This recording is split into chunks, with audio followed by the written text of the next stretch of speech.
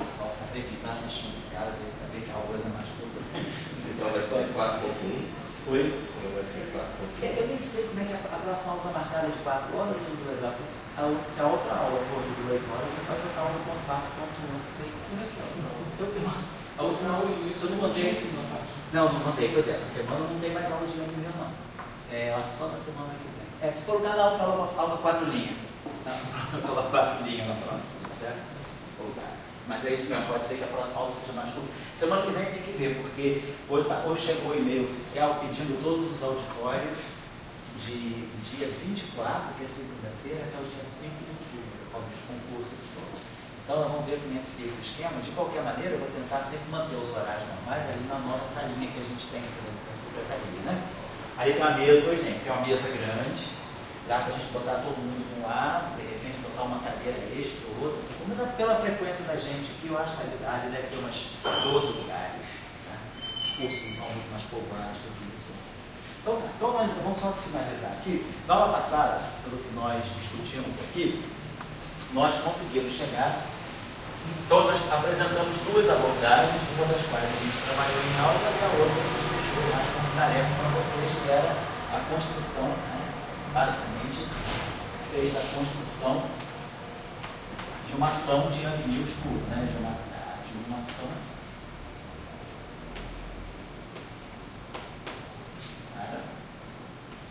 sem gravitação, né? Não, sem matéria, Arrhenius puro. Então, nós não introduzimos matéria ainda, então ainda sem matéria.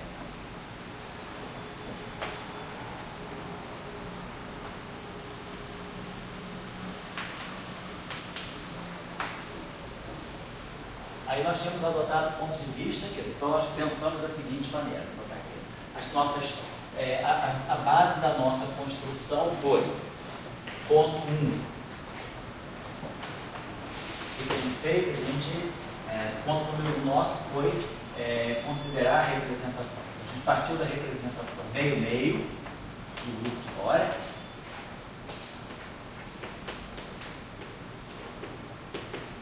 Nessa representação meio-meio, a gente selecionou o spin 1. Começou com isso.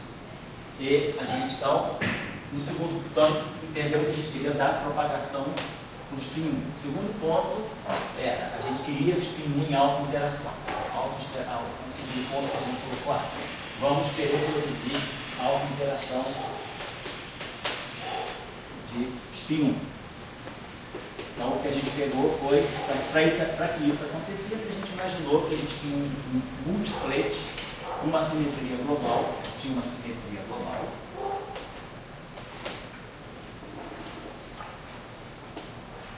e, vamos dizer assim, um n-plete de campos vetoriais, né? Bósons vetoriais. Então, bósons vetoriais transversos, né?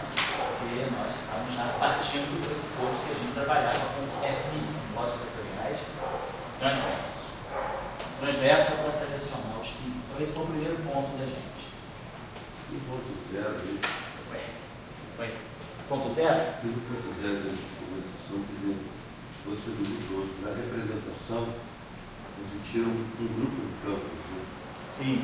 Aí você armona aquele grupo de campos, mas simetria fica então, no meio-meio, a representação meio-meio, ela tem um grupo de campos. Ela pode te dar um conjunto. Vamos dizer, spin 1, vamos dizer assim.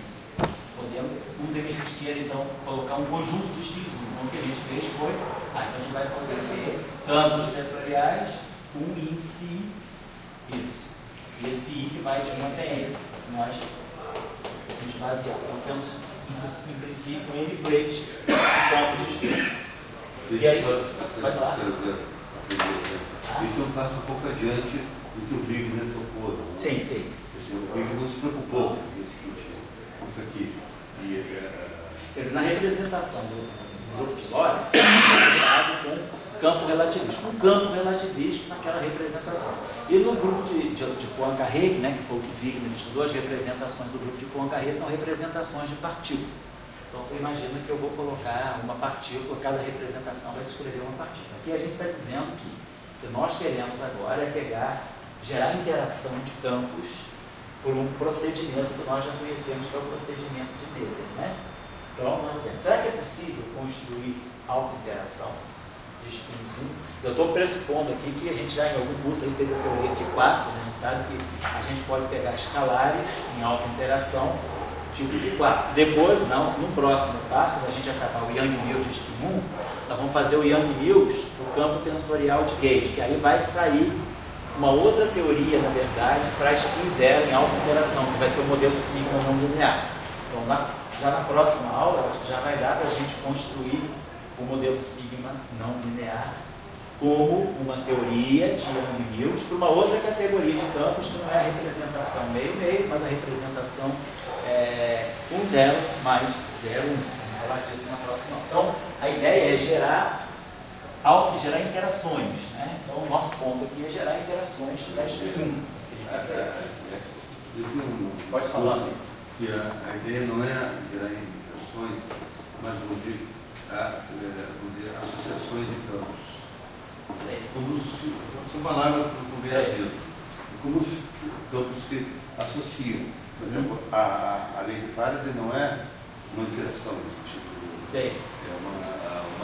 É um acoplamento, né? Que não é necessariamente uma interação. Então, eu estou querendo perguntar aonde que a física começa usando nucleóides? A partir daquele AMI, daquela família, daquela espécie, e depois daquela espécie você pode montar diferentes tipos de associações, assim. Mas a física começa numa espécie. A física não começa no campo. Não necessariamente um campo para cada coisa. A gente pode ter um grupo de campos, né? Uma família de campos que vai fazer, às vezes, né? Como a gente já deu exemplos em outros cursos aqui, nesse curso a gente não teve oportunidade, mas no outro curso de QED, né? Parte 1, a gente mostrou o exemplo de dois campos que se associam para descrever uma única partícula. Na verdade, o próprio mecanismo de Higgs é um pouco isso. Eu tenho um bóson vetorial spin 1, massa 0, tenho um escalar. Esse escalar, por algum mecanismo, se associa ao campo vetorial e dá origem a uma partícula de spin 1 massivo. Então, esse spin 1 massivo é construído com a parte transversa do campo vetorial e com o escalar, né, que é o escalar de Goldstone, que sai do Higgs. O Higgs gera um escalar de Goldstone. Esse escalar de Goldstone se incorpora à parte transversa do vetor, forma um vetor completo, parte transversa longitudinal, e o Higgs sobra um que vai interagir. Então, uma parte do Higgs entra, então, os dois campos se associam para descrever, no final de tudo, uma partícula de spin 1 massiva. Ou então, a gente fez também o exemplo do acoplamento entre o tipo Chern-Simons, né, em 4 dimensões, entre o campo vetorial, né, no curso passado a gente falou isso, um curso vetorial, um campo vetorial e um campo de rank 2, um campo tensorial. E esses dois campos podem se associar numa única ação, e esse campo aqui descreve spin 1, massa nula. Esse campo aqui descreve spin 0, massa nula, separadamente. Né? Então, separadamente, esse campo descreve spin 1, massa nula, esse campo spin 0, massa nula. Mas quando esses dois campos se associam, o que sai daqui é um spin 1 massivo. Então a gente constrói um spin 1 massivo também às custas de dois campos. Aqui não é necessário, aqui, então, o que incorre aqui não é o mecanismo de Higgs. Tá? Então aqui a gente, no caso, pelo menos avaliando, não precisa fazer recurso ao mecanismo de Higgs para gerar um spin 1 massivo. Basta incorporar, quiser associar, como você está dizendo, esses dois campos. Então já é um procedimento mais ou menos estándar, que a gente possa associar distintos campos para descrever um tipo de partícula que a gente quer. Uma parte sai do campo, a outra parte sai do campo. Tem dois conceitos aí que você citou, assim, que eu acho que são fortes. Um é que você, antes da interação, você tem associação. Você tem, antes de um campo, você tem um grupo de campos. E depois, em vez de interação, você tem uma associação. Tá, eu vou colocar assim. Você vai trabalhando. Daí vem um outro elemento fundamental, que é como você cria, vamos dizer, diferença. Esses campos têm espectroscopia diferente. Então, no Rio de Milton que você montou todos eles, vamos dizer, sem massa.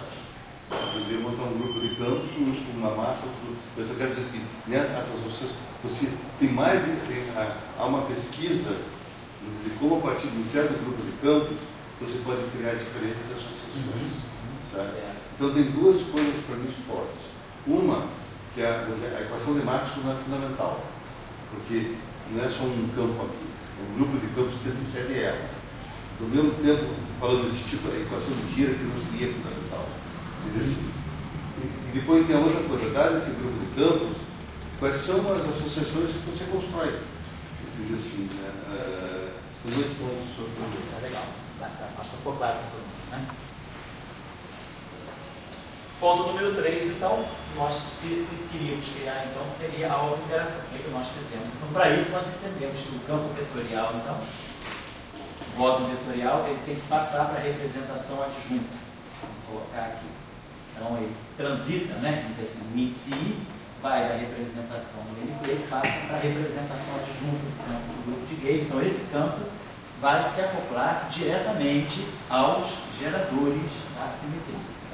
Isso já dá a esse campo um status um pouquinho mais alto do que como se fosse um campo que ficasse numa mera representação. Ele se acopla diretamente com os geradores. E isso aqui, a auto-interação, então, é conseguida fazendo um acoplamento corrente global. Vou botar aqui uma corrente JMA, assim, global.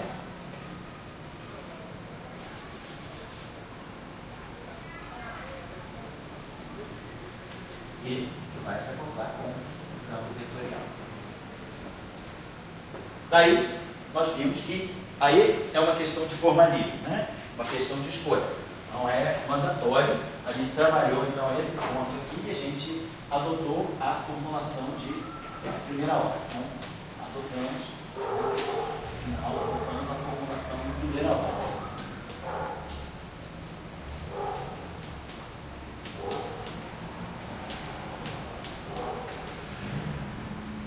Vou recapitular aqui, então a gente introduziu o campo auxiliar se acopla, como se acosta, se associa com o field strength desse campo aí, e aí a gente entendeu que o que a gente gerava era uma auto-interação, então a gente gerou uma grandiana, uma ação de interação que assumia dessa forma aqui, ao tipo constante de estrutura do grupo, a derivada do campo, né?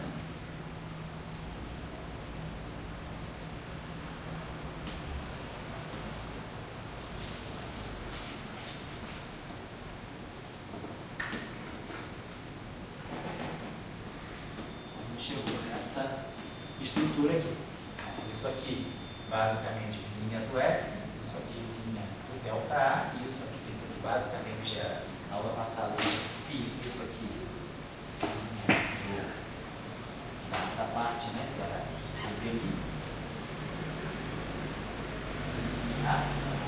Isso aqui vinha da parte que era dentro da corrente, a variação do campo, delta A. Isso aqui vinha do acoplamento. Isso aqui era o campo, né? O campo que se acoplava. O próprio campo ali, assim. Tinha uma estrutura desse tipo. Com isso a gente chama de interação. E o que a gente descobriu, então, no final, a conclusão, foi que nós geramos, então, um tensor de intensidade de campo, com essa estrutura aqui.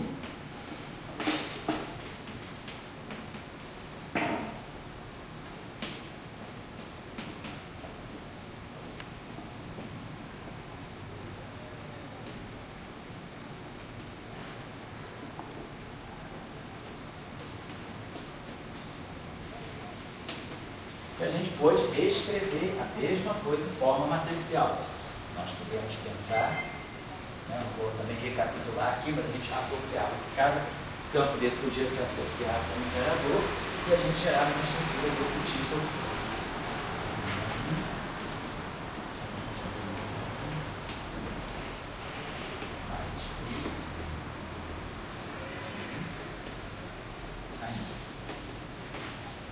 Como conclusão, né?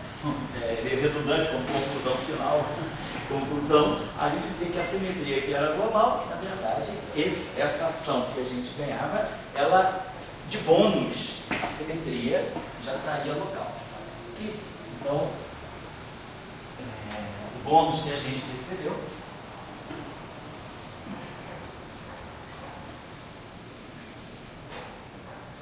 na verdade, não é um bônus, vamos colocar assim, involuntário.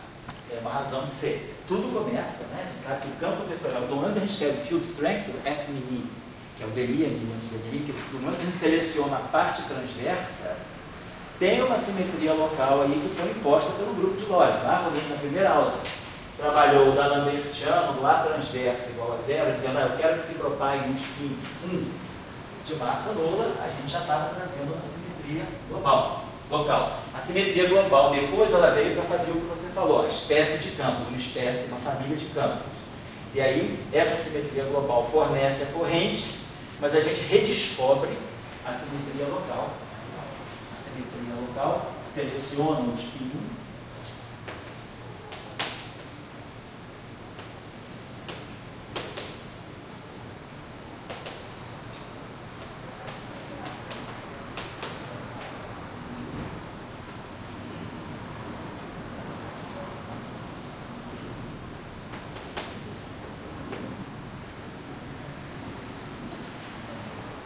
Não gosto da palavra redescoberta, não, e aparece, né?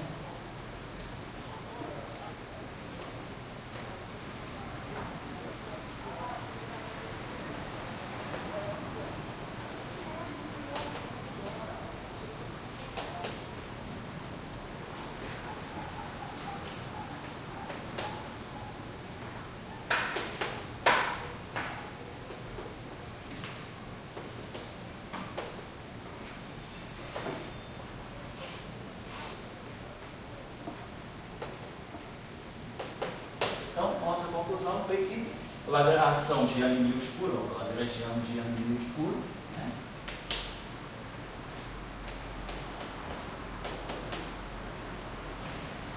Eu tinha os fatores lá que vocês já colocaram para vocês acertarem, né? Só normalizar a ação e definir isso corretamente, então a gente abre isso aqui, F mini A,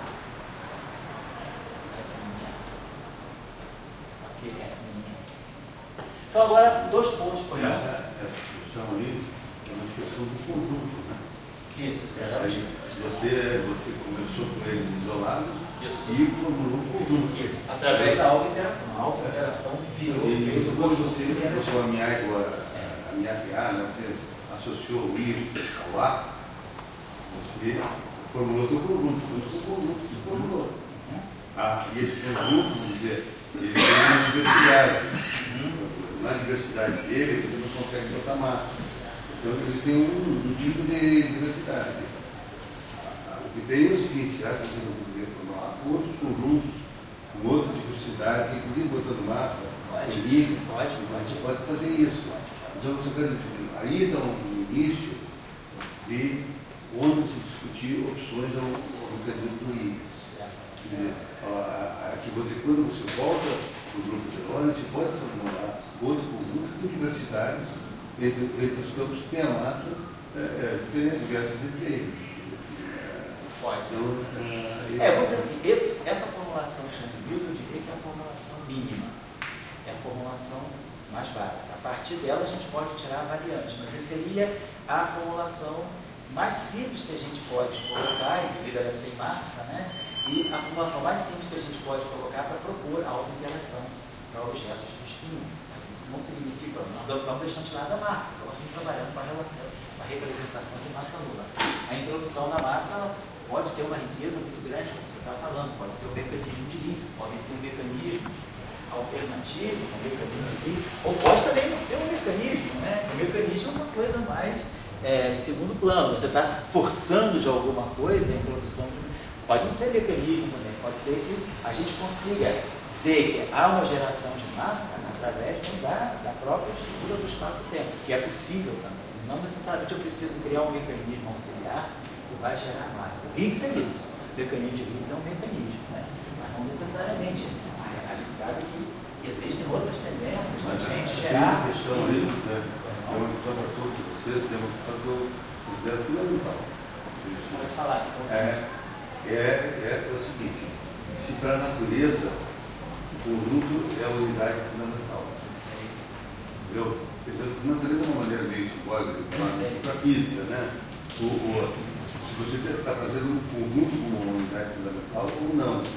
Porque esse é familiar, essa Lagrangiana que escreveu desde o Peirciano, porque ela veio do conjunto. Você admitiu o conjunto como unidade fundamental. Então, isso é uma pergunta assim, muito delicada para as pessoas meditarem. Porque você já mostra que o reducionismo sempre foi uma falácia.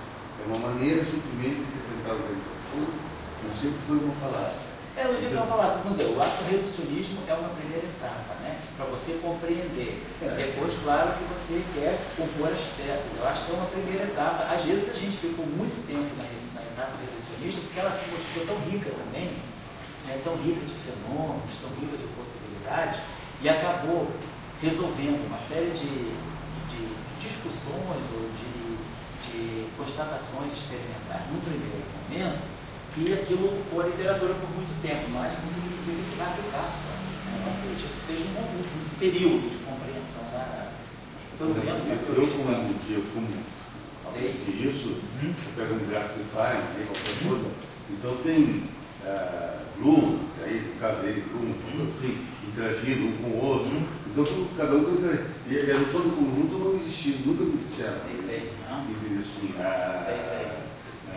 E você, no fundo, aí você diz, bom, eu estou admitindo que o conjunto é unidade fundamental. Porque a pergunta que tem maior é se a natureza ela se comporta, é o princípio dela, que ela trabalha com a energia dela através de grupos, entendeu? Ela dá energia para cada um individualmente, eu acredito que essa ideia que você está colocando, assim, de não reducionista, do conjunto, eu acho que é uma ideia muito inerente à simetria. Quando você diz que há uma simetria e que há uma degenerescência, ou seja, que há um multiplete, o multiplete ele expressa uma degenerescência. Então, nesse momento, quando você tem a simetria, a degenerescência em energia está clara, ou se forem partículas, a degenerescência em massa. Se forem estados, né, de um sistema quântico, podem ser estados degenerados, como um átomo de hidrogênio. Mas se for, por exemplo, se forem partículas, a degenerescência significa massa, né, objetos com a mesma massa. Então você começa a colocar, ali já não é mais a partícula que é importante, é o N-plate, é o multiplate que está respondendo pelo todo. A questão é que, será que você consegue fazer uma física que o tempo todo você só possa olhar o multiplate, ou em algum momento tem alguma física que interfere e que faz o que a gente chama na mecânica quântica, explica os membros do multiplate. Então, por exemplo, se a gente estiver trabalhando num regime que domina a interação nuclear, então a gente tem o tempo todo, que domina a interação fraca, a gente tem o tempo todo o triplete. Se o que domina é a interação de cor, é a dinâmica da cor, o tempo todo eu tenho um triplete. Para mim, eu não vou distinguir. O quarto aparece em 3 estados de cor. Então, os 3 são igualmente possíveis. É o que eu estou falando de um quarto em um de seus possíveis 3 estados de cor. Se eu agora introduzo algum tipo de interação que vá distinguir a cor, ou se, por exemplo, na própria interação fraca, quando eu começo a interação, a gente for fazer o curso aqui de interações fracas, né? Quando nós colocamos o elétron e o neutrino no mesmo multiplate, para mim, naquele momento em que a simetria é o SO2 left, eu não estou distinguindo entre elétron e neutrino. Claro, eu sei que o elétron tem carga e o neutrino não tem, mas por quê? Porque eu já tenho um preconceito eletromagnético dentro de mim. Mas se eu tivesse um regime em que só tem elétron e neutrino, e eu só conheço a interação de isospin fraco, elétron e neutrino são 2 objetos que representam um duplete. São duas facetas do mesmo objeto. Quando a gente introduz a interação eletromagnética, que a gente quebra essa ideia do conjunto. O elétron vai para um lado, o neutrino vai para o outro. Então, eu diria que a simetria, ela te dá a ideia do conjunto. Uma dada simetria te dá a ideia do conjunto. Depois, é preciso ver se vem uma outra física que vai alterar aquele estado de simetria e vai dizer, não, esses objetos são distintos. Então, o elétron é distinto do neutrino, do ponto de vista da interação eletromagnética. Então, eu acho que a ideia de conjunto, como você está falando, ela já é inerente ao conceito de simetria. Se você tem uma simetria, necessariamente você vai tratar como um conjunto. Da mesma forma, na simetria nuclear, o SO2 nuclear, né, forte, próton e nêutron são a mesma coisa. Só quem vai distinguir o próton do nêutron vai ser depois a interação eletromagnética. Se eu introduzir a interação eletromagnética, eu vou separar a massa do próton da massa do nêutron. O nêutron fica ligeiramente, né, tipo 0,1% mais massivo do que o próton, e eu vou distinguir as cargas também. Mas se eu não introduzir a interação eletromagnética, do ponto de vista do SO2 nuclear, próton e nêutron são a mesma coisa. Aí quem está respondendo, o nome do conjunto ganha o nome, núcleon. Então, não é nem próton nem nêutron, é o núcleon. De repente, quando vira próton e vira nêutron, é porque eu já sei que eu coloquei interação eletromagnética, aí o núcleon já não é mais núcleon, é próton e nêutron. Eu acho que é um pouco essa ideia. Eu acho que tem uma delicada relação entre simetria, degenerescência e diversidade. É uma delicada relação. Sim. E quando você tem a noção de conjunto como fundamental, você consegue entender um pouco melhor que a degenerescência pode permitir diversidade. Sem dúvida, claro, sem dúvida. A degenerescência permite uma diversidade, de acordo, dependendo da simetria. Como é que você diversifica, né? Dentro do mesmo multiplete de SO3, o quark com uma carga de cor contra carga de cor contra carga de cor. Números quânticos internos que te distinguem. Mas a interação não depende daqueles números quânticos internos, senão você quebra a simetria.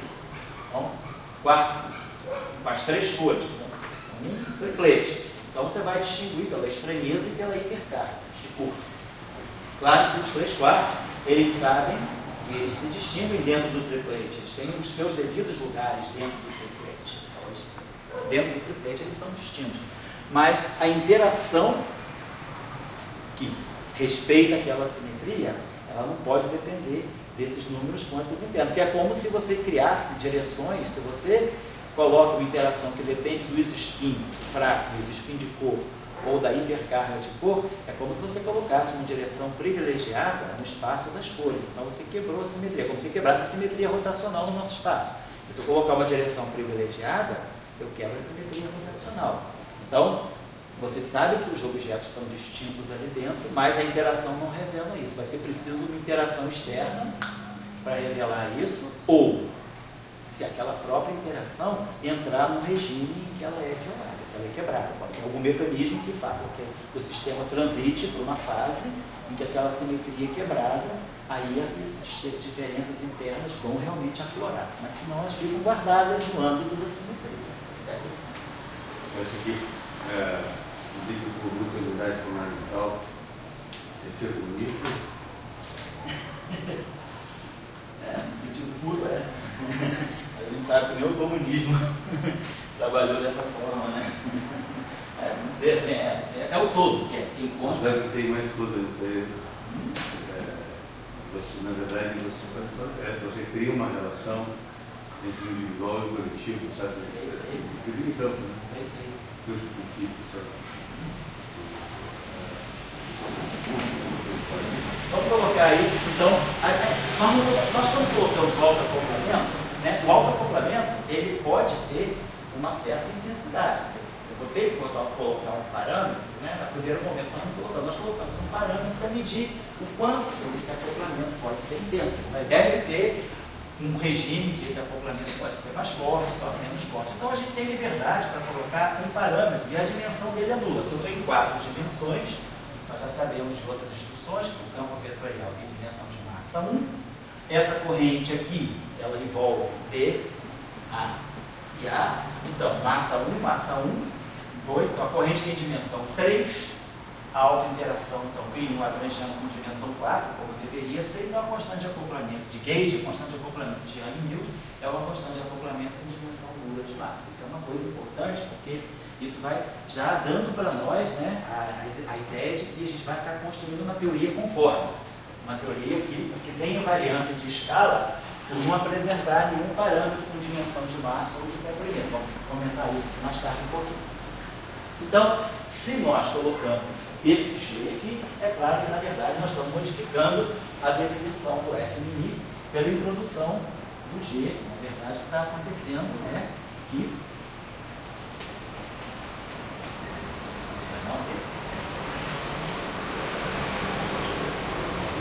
na verdade, nós estamos colocando aqui mais, menos, então,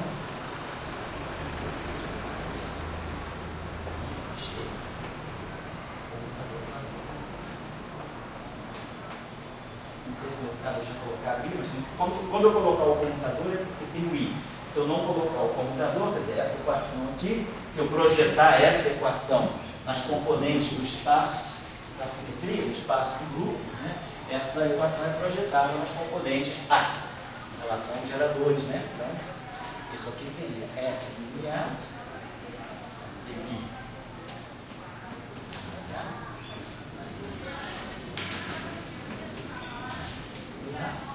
E aí menos G.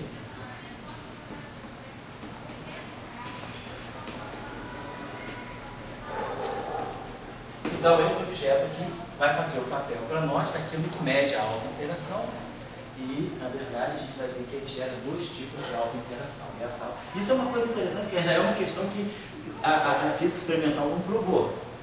No próprio LHC, uma das colaborações é checar o quadrivértice de Young-Mills. O trivértice de Young-Mills já foi chegado, vamos chegar a isso agora. O trivértice de Young-Mills já está comprovado experimentalmente, mas o quadrivértice não. O quadrivértice, ele não se sabe se a interação de quatro, quer dizer, o espalhamento de spin 1, por exemplo, o espalhamento W+, ele vai ser importante porque ele pode dar uma indicação se a estrutura de quadrivértice de Young-Mills está correta.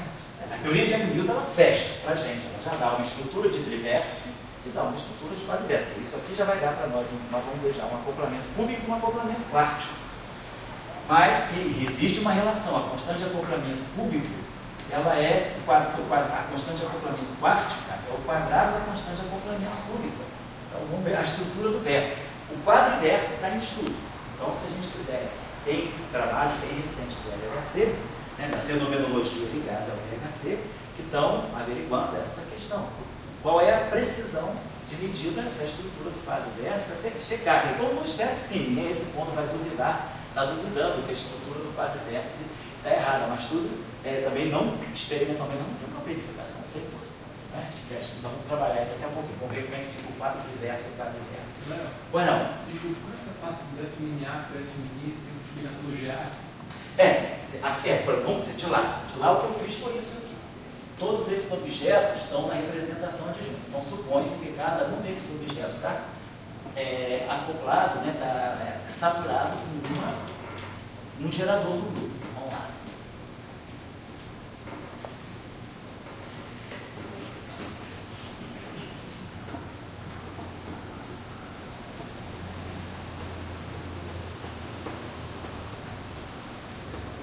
Aqui, claro, isso aqui são geradores. O comutador é para as matrizes. Então, os aniais e os aniveis simplesmente são coeficientes, né, de expansão. Então, isso aqui pode sair sem problema, e aí eu vou produzir o comutador de GA com GB. Então, nós estamos fazendo uma formulação aqui, como eu falei na aula passada, de grupo de Lie simples. Então, para o grupo de Lie simples, né, isso aqui é o I, normalizando o gerador, né, a órbita de Lie, sempre dessa forma. Tá certo. Então ficou assim. Então tem o I, que é o que vai dar o -1. Agora aqui é só renomear. Como o índice livre aqui é A, aqui está tudo saturado. A, B, B, C, C. Então vamos chamar, para poder ficar um GA aqui, vamos chamar o C de A e o A de C. Então o A, B e o C. O B ficou quietinho. Então, aqui, ao tirar isso, então agora tem GA,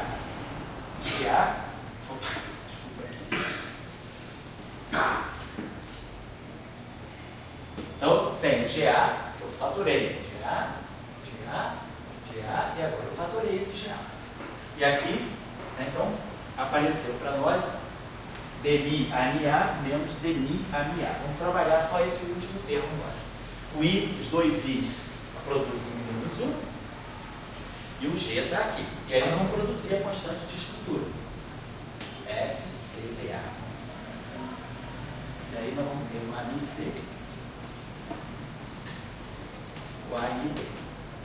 Mas faz ao contrário, você começa dali, já está saturado, Isso. passa para cá. Passa pra cá. Agora, se você quiser, pode fazer o contrário também. Você pode passar daqui, vou fazer o contrário agora. Se eu te dou isso, como é que você chega lá, certo? Então, aqui, agora, para ficar doendo, posso simplesmente trazer esse A, constante de estrutura para esses grupos simples, ela é completamente antissimétrica. Eu posso trazer o A para cá.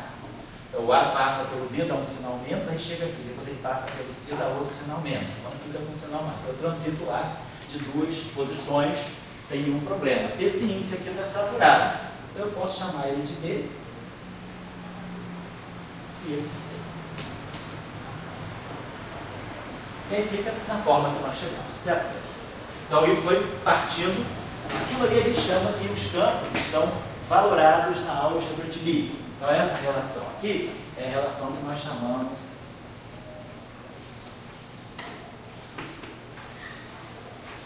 de álgebra Bayer. Então, chegamos a isso aqui, é a expressão convencional que nós estamos.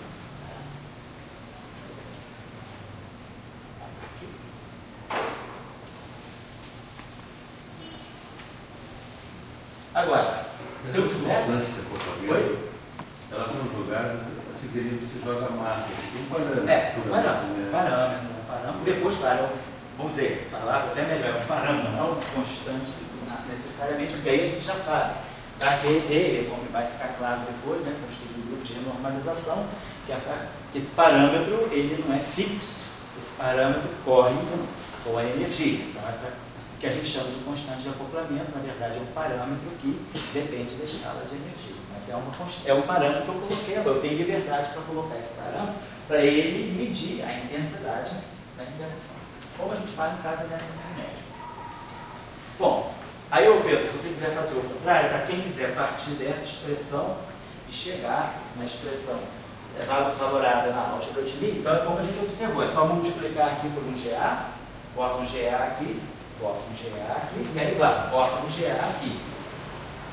Os outros termos são óbvios, né? Então, AMI-A, GA é o AMI. Agora a questão é transformar isso aqui naquele computador. Então, fica claro. Então, esse termo aqui é menos G, vou colocar aqui AMI-B, AMI-C. E aí nós temos F, A, B, C, GA. Tá? Então, vamos colocar esse A, traz para cá. Então temos esse B e esse C. Isso aqui, nós sabemos que nada mais é que um comutador de GB com GC 1 sobre I. Né? O comutador de GB com GC é I, F de B, C, A, GA. Então, isso aqui, esse termo aqui já é isso aqui. 1 sobre I é menos I. Vai aparecer aqui mais I. E esse AMI vem para cá. AMI-B, GB fica o AMI, é matricial. E o AMI-C, GC fica o AMI. Então, a gente chega aqui, certo? É só fazer o caminhozinho de volta.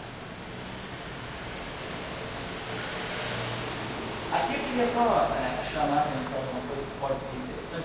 Antes de formalizar um pouco mais, colocar derivado variante, vamos fazer a seguinte coisa. Não estou colocando matéria ainda não, só que eu erro escuro aí. Vamos fazer a seguinte aplicação. Vamos pegar um caso especial, só para a gente pegar o caso do SO2. Suponhamos que eu esteja falando com uma simetria local, né? Então, SO2. Então, nossos campos de gauge eles são ligados ao SO2. Vamos pegar aqui.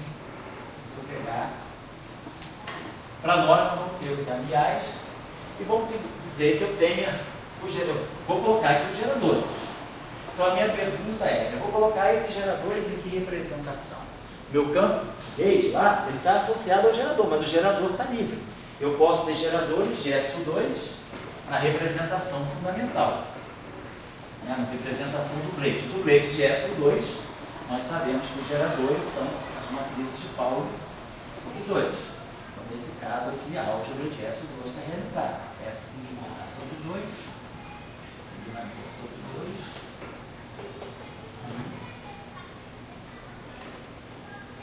A representação do triplet, posso colocar. Posso também escolher a minha representação triplet. Posso pegar aqui o triplet de SO2. No triplet de SO2 nós conhecemos as nossas matrizes. As matrizes GA, elas têm aquela estrutura que a gente já tinha falado, é menos I, epsilon, ABC.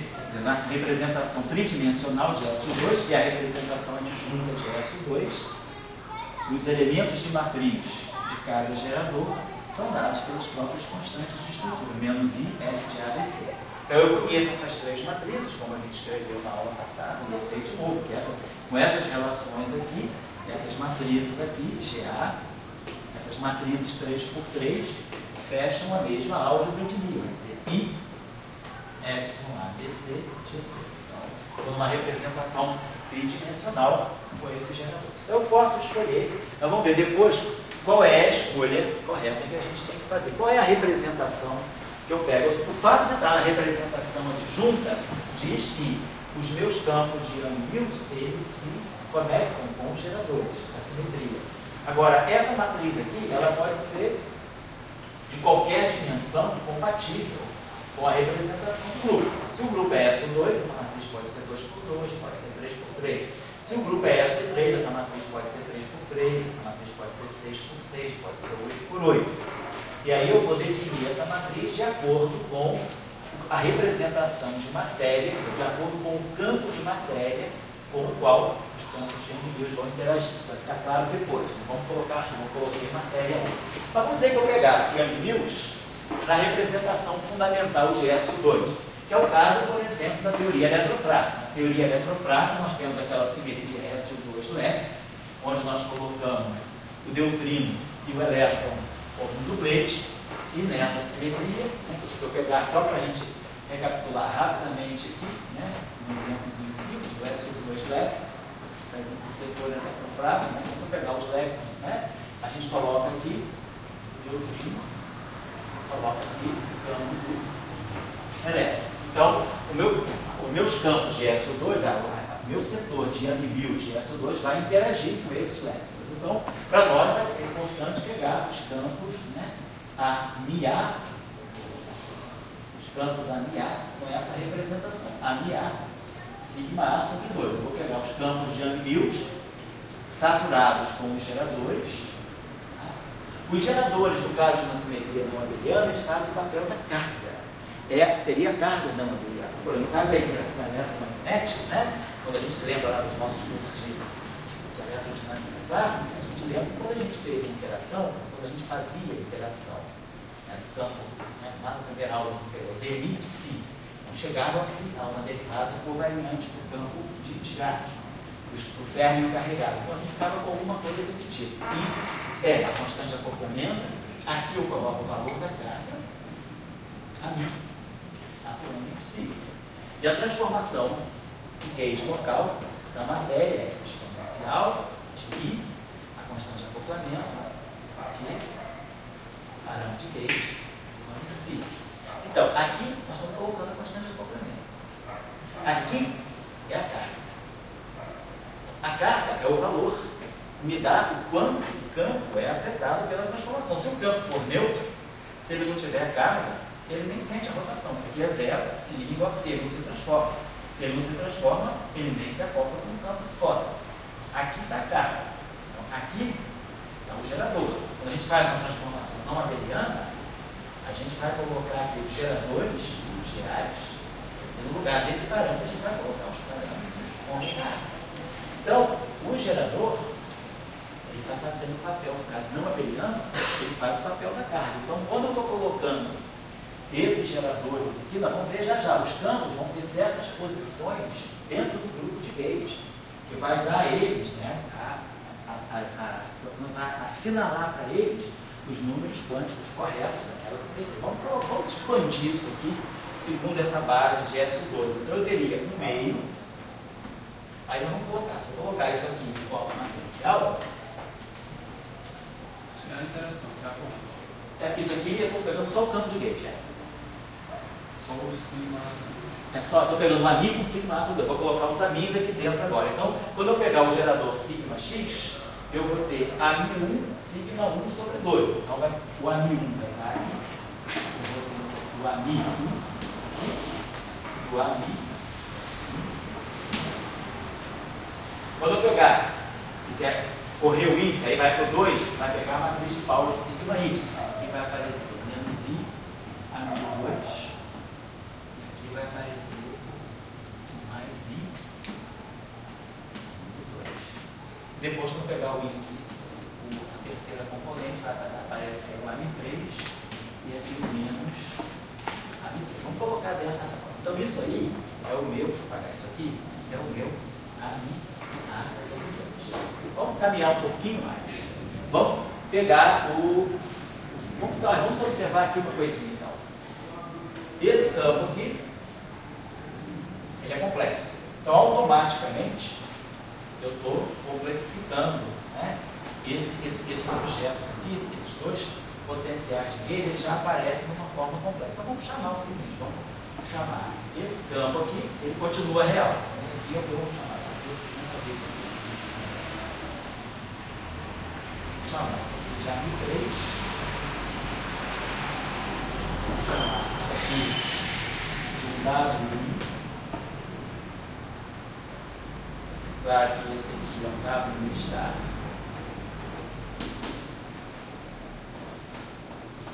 E aqui o menos o A. E vou colocar assim, tá? Então, formei. Eu esqueci, que eu esqueci. Então, formamos essa combinação aqui complexa, né? Que pode ser, depois a gente vai ver, na teoria eletrofrágil isso aí representar os W mais e menos. Automaticamente a simetria ela já me direcionou para aquilo que vai ser a carga elétrica. Porque nós não estamos fazendo a teoria completa, mas a gente sabe que dentro da teoria SO2, quando a gente formula a teoria SO2, tem uma relação chamada de Gell-Mann-Shijima, que é a relação que já atribui aos campos de SO2 uma devida posição frente àquilo que vai ser a carga elétrica da interação eletromagnética. Então, de qualquer maneira, o que apareceu naturalmente, a simetria dá para nós combinações complexas dos campos que depois nós vamos ter, né, espaço para interpretar como a carga elétrica. Vamos fazer a seguinte operação aqui. Então, isso aqui é o AMA. Então, se eu pegar agora, quando nós pegamos aqui o fio do F A, vamos pegar, nós pegamos só F mini A. O nosso F mini A, nesse caso especial de SO2, é DI a MA. Então vai ficar. Vamos já. Vamos pegar o F. Vamos fazer o seguinte. Vamos fazer isso. Vamos pegar o F mini A dessa forma. Então nós vamos ter DI, né? Vou botar aqui, depois a gente separa lá. É melhor fazer isso. Vamos escrever o F mini em forma compacta. Vamos fazer isso, vamos pegar o F mini. Então, aqui tá, eu já estou embutido que é F mini A já, ou seja, eu estou pegando isso aqui é o meu Mi. Tá lá, isso aqui é o meu Mi. Então, eu vou dizer, Pedro, que o fator meio já está embutido, tá? Eu vou dizer que isso tudo aqui é o meu Mi. Isso aqui é o gerador. Então, isso aqui para mim é o campo de gauge, é o campo de Young-Mills, em forma valorada na álgebra de. Então, isso aqui é o meu amigo matricial, é o campo em forma matricial. Mas cada elemento desse é um campo no espaço de Minkowski. Então, vamos escrever o nosso F mini. Nosso F mini é dmi menos dmi. Então, hoje o fator 3 está tirado. Vamos pegar então só a primeira parte aqui, que vai ser a parte que vai dar dmi menos dmi. Então, eu botei dmi. Isso aqui vai ser o meu ani. Dmi ani menos dmi ami. Então eu vou produzir um field strength para esse cara aqui. Eu vou produzir um dmi ani 3. Vou colocar assim, vamos produzir um dmi ani 3 menos um dmi ani 3. Certo? Vai sair de lá. Daí está produzindo dmi daquela matriz menos o dmi daquela mesma matriz. Eu vou produzir o dmi ani 3. Depois tem a outra parte que eu não estou colocando aí, que é o comutador. Então nós já produzimos essa parte aqui. Meu f mini vai ter isso. Vamos, para não ficar carregando isso aqui, vamos chamar isso aqui, já que eu chamei W, vamos chamar, para ficar carregando esse 3, vamos chamar esse objeto aqui um campo, vou chamar de ZW, vamos chamar isso aqui de ZMI. Isso aqui vai ser o meu ZMI. Isso aqui vai ser menos o meu ZMI. Então, eu estou identificando, né, vou chamar essa combinação, que naturalmente a simetria é S2 de W, eu chamei de W star. E a terceira componente do S2, eu simplesmente resolvi chamar de ZMI para não ficar carregando esse índice 3. Então, é claro, eu vou produzir um DMI ZMI menos um DMI ZMI, que eu vou chamar de ZMI. Então, esse ZMI que está aqui é isso aqui, né? DMI ZMI menos DMI ZMI, certo? Claro que eu estou fazendo, então eu estou pegando o DMI daquilo menos o DMI daqui. Eu produzi o ZMI aqui. Aqui eu vou produzir um W mini, DMI WMI menos DMI WMI. Então eu vou produzir aqui o que eu vou chamar de W mini. Aqui eu vou produzir o W mini star. Tá? E aqui eu vou produzir o menos ZMI. Então isso aqui é a primeira parte. É isso aqui que eu fiz. Eu peguei o DMI daquela matriz menos o DMI dessa mesma matriz. Então é claro, esse DMI entra aqui, vai ficar DMI do ZMI menos o DMI do ZMI. Aí vai ficar o DMI do WMI menos o DMI do WMI. A mesma coisa no estágio aqui. Então essa é a primeira parte. A segunda parte é mais, né, que aparece. Mais I, G, e aí o computador de AMI com AMI. Então vamos lá. Fazer o computador. Então vamos ter aqui ZMI, WMI, AMI, WMI star, menos ZMI. Então, essa matriz aqui, essa aqui é a matriz AMI. Comutador com a matriz AMI.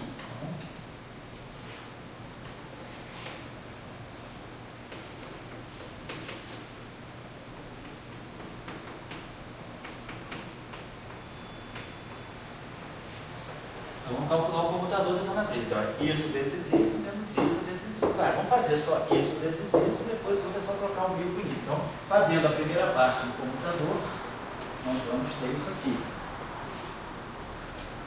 ZMI, ZMI, WMI, WMI star. Mais WMI, WMI star. Depois, ZMI, WMI.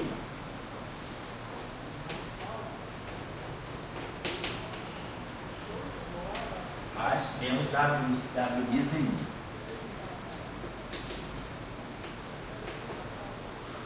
Depois, isso aqui, WMI star. ZMI. Menos ZMI, WMI star. Depois, ZMI, ZMI. Depois, isso, não, perdão, isso aqui, essa WMI star, WMI, então.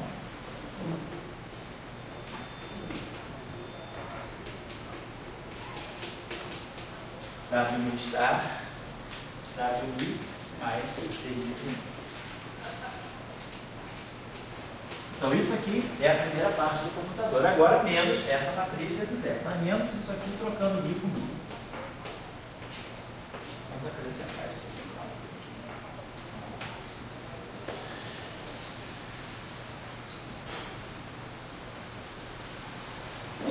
Só um pouquinho. Então, vamos acrescentar isso aqui. Opa, é chato um pouquinho. Vou botar assim, pelo menos dá para deixar bem grande para não ficar confuso, para ficar olhando.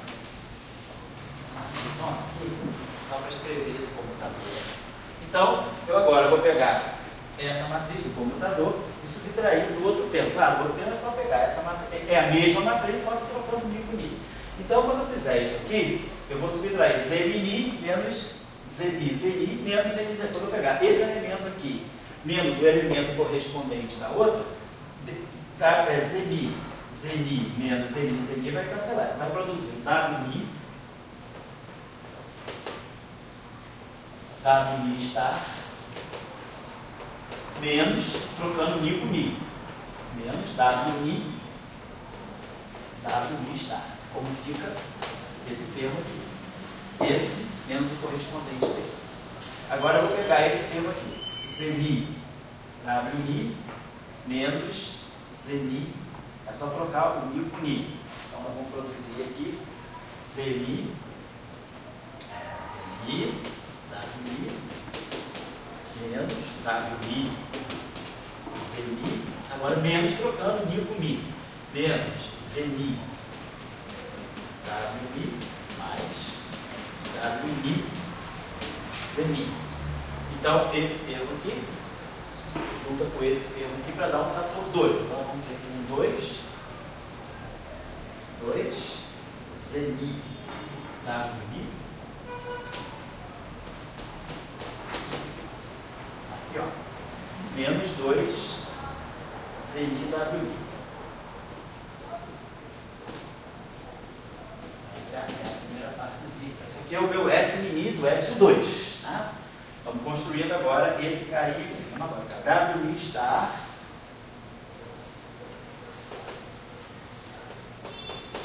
zni menos esse. Aí vai aparecer um termo que vai ser menos zni wi star. Quando eu fizer aquele menos, esse aqui vai ficar mais. Vai ficar esse aqui 2 vezes também. E aí esse termo aqui que é menos zni wi star vai se juntar com esse menos aqui que vai ser zni wi star. Então temos o fator menos 2 zni. Desculpa fazer essas coisinhas assim, mas eu acho que para quem nunca viu, pode ser instrutivo ver como é que os campos vão se formando dentro do grupo. Tá? É daqui que vai sair, depois eu estou fazendo a teoria eletrofrágil, mas daqui é que vai sair o fóton. Nesse caso, vai sair o fóton Z0 estão embutidos no ZI depois, né? Mas vai sair, a gente já está vendo a formação de 2 bósons vetoriais carregados pela simples presença da simetria SO2. E a gente já sabia da física de interações fracas que as correntes, né, antes mesmo da teoria eletrofrágica ser construída, a fenomenologia lá dos anos 50 mostrava uma estrutura de correntes carregadas. Então as correntes carregadas, elas devem se acoplar com campos vetoriais carregados. Já se esperava que aparecessem esses campos vetoriais carregados. Por isso que a estrutura SO2 é boa, ela já te dá o campo vetorial carregado de bandeja lá. E aí quando eu fizer aquilo ali, esse terminho aqui, vai ser uma coisa, wi star, wi menos wi star, wi. Então vou produzir wi star, wi menos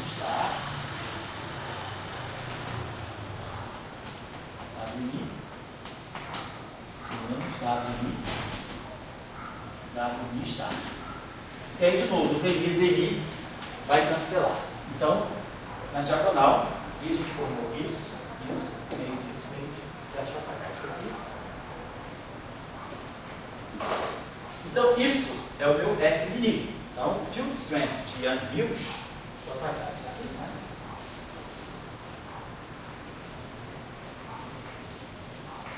Então, se a gente for olhar do ponto de vista do grupo SO2, a gente pode ver, ó, aí você vê o seguinte, esse objeto aqui, ele está ligado ao GA, aqui está o gerador GA, aqui está o gerador sigma 3, menos sigma 3. Então a gente já pode ver o seguinte, se eu quiser agora especificar, quer dizer, eu vejo que aquilo ali eu posso escrever esse termo aqui como sendo, posso ler diretamente aqui, vou colocar aqui só para a gente ter uma ideia, quem é, por exemplo, o F mini 3. Quem é o F mini 3? É o cara que está ligado ao sigma 3. Sigma 3 é a matriz de Pauli.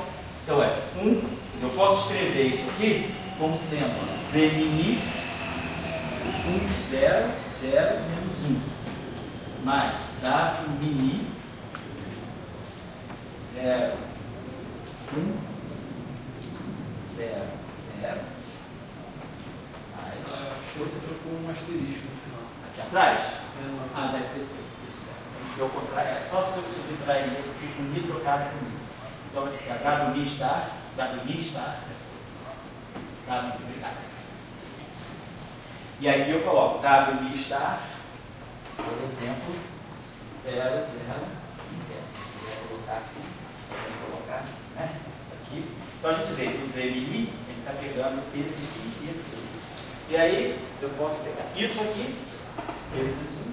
Aí posso botar esse WMI, posso botar isso aqui em evidência, ó, esse termo aqui, na verdade, ó, e esse termo estão ligados por um sinalmento. Eu posso pensar aqui. Esse termo aqui, botando sinalmentos, aqui fica mais, e aqui fica menos.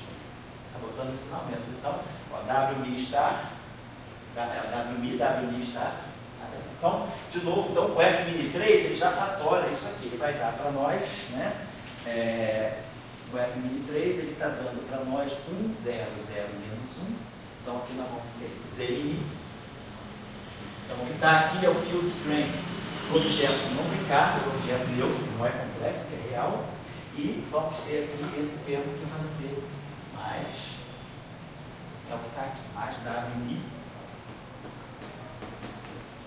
WMI está menos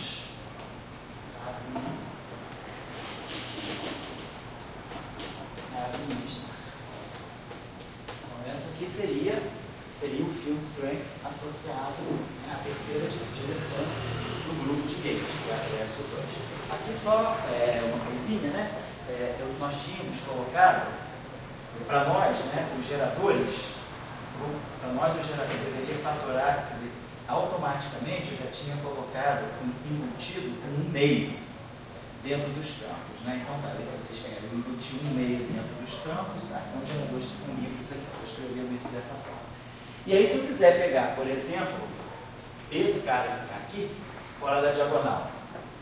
Então, eu vou ter esse objeto que está aqui, na verdade, né? Quer dizer, esse WMI, se a gente quiser pensar bem, ele é WMI mais, quer dizer, ele é DMI WMI menos DMI WMI na direção 1, né, mais I, e aí aqui tem menos I, eu vou dar esse termo só para escrever aqui para vocês, se vocês quiserem depois completar quem é o F1, que nós estamos colocando, quem é o F2, eu posso até já colocar direto o seguinte, vamos chamar esse gerador que apareceu aqui, de 0 e 1, então a gente está dizendo, como vocês trabalham lá quando a gente trabalha com S2, todo mundo está lembrado que a gente tem. A gente define sigma x mais I sigma y, né? Isso aqui é 0, 1, 1, 0, mais 0, 1, menos 1, 0. Sigma x mais sigma y é 0, no meio disso é 0, 1, 0, 0. Então esse gerador aqui é aquele gerador que nós chamamos normalmente de sigma x. Então, esse objeto aqui está aparecendo multiplicado ao sigma mais. Então eu posso dizer que eu vou ter o F mini, vamos colocar assim esse mais, não mais aqui, para indicar que eu estou pegando na direção desse gerador. 0, 1, 0, 0. Isso tudo aqui, esse gerador todo aqui, isso aqui tudo está multiplicando. Na verdade, isso tudo aqui está multiplicando por sigma 3, como nós colocamos lá. Esse aqui é o sigma 3. Esse carinha que nós estamos definindo agora é esse pedaço aqui. Estou agora me concentrando nisso. Isso aqui vezes 0, 1, 0, e isso aqui vezes 0, 1, 0. E é esse pedacinho aqui, eu vou ter dado mini mais 2 semi mini menos 2 semi. Isso tudo aqui é o que estaria multiplicando em sigma mais sobre 2. Então, 0, 1, 1, 0, 0, 1, 0, 0 é o sigma mais sobre 2. Então, eu estou mudando a base dentro do grupo de gauge. Ou eu trabalho com sigma 1, sigma 2, sigma 3, ou eu trabalho com sigma mais, sigma menos, sigma 3. Quando a gente faz álgebra de string, que é aqueles operadores de escala, né? sigma mais levanta o spin de 1 unidade, sigma menos abaixo o spin de 1 unidade, o Z3 ele é usado para dar o LZ, tá? A terceira componente do momento angular. Então, vamos lá. E aí, claro, o F mini menos é o que vai multiplicar com o F mini menos, que é essa componente aqui, 0, 0, 1, 0. Então, essa matriz aqui que aparece, 0, 0, 1, 0. E essa matriz aqui é sigma x, 0, 1, 1, 0, menos i, sigma y, menos i, então vai ficar menos 1, 1, 0, sobre 2. Então, isso aqui é o sigma menos. Cancela isso, está no 2 aqui com 2, não. Então, isso aqui é o sigma menos. Então, o sigma menos, ele vai estar multiplicando isso aqui, vai estar multiplicando W mini está.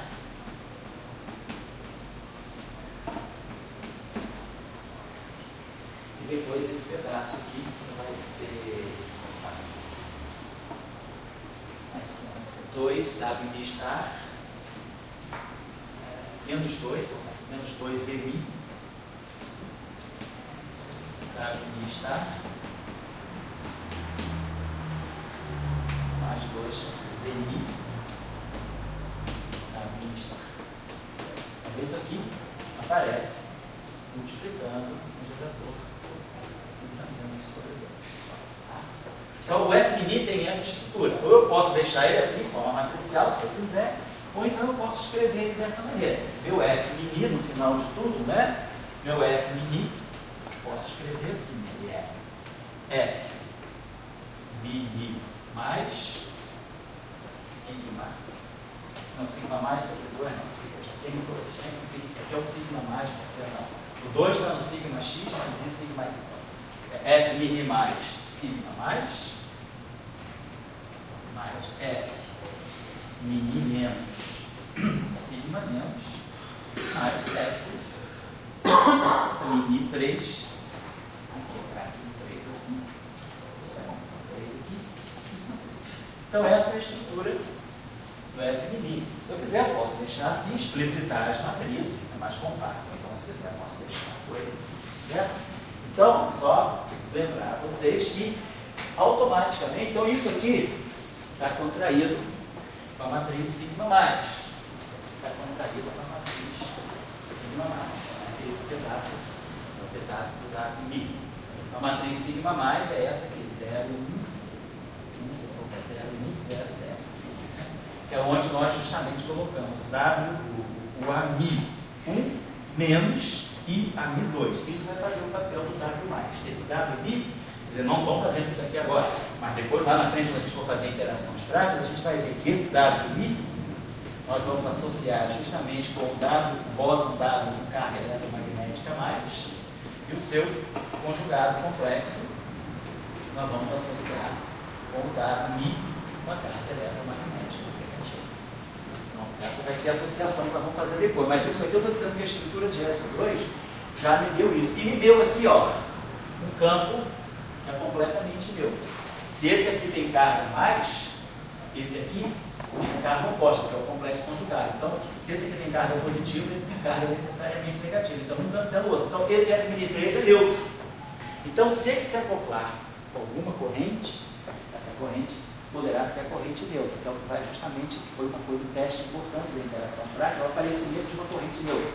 Então, o SO2, ele já dá um field strength neutro.